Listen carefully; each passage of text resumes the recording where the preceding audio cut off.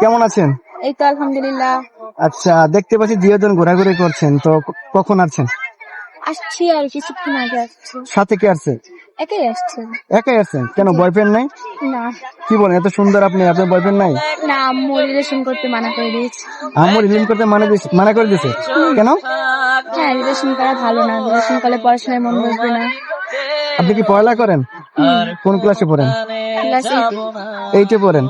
তো মাশাআল্লাহ, সুন্দর, ঘুরতে আসছেন। তো প্রেম করতে তো আম্মু মানা করছে, বিয়ে করতে তো মানা করে না।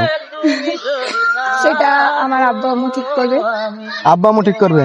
মানে আপনাকে যদি কাউকে ভালো লাগে সেক্ষেত্রে আপনি বিয়ে করবেন না?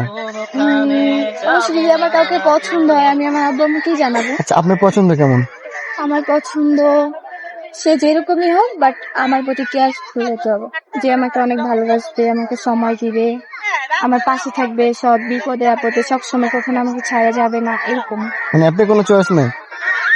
এছাড়া না। সে যদি বয়স্ক হয়, হোক, মানে মাথায় চুল না থাকে? যত যাই হোক, ভালোবাসাটাই মেইন। ভালোবাসাটাই মেন। দেখা যাচ্ছে এই যুগের মেয়েরা তো অনেক সময় আসলে সুগার ডেডি পছন্দ করে, আবার অনেক করে না। আপনি তো অল্প বয়সী মেয়ে, তাহলে এই যে পছন্দ করার কারণই এগুলা, কারণ এখনকার যুগে কোনো ছেলের মন থেকে ভালোবাসে না। আচ্ছা।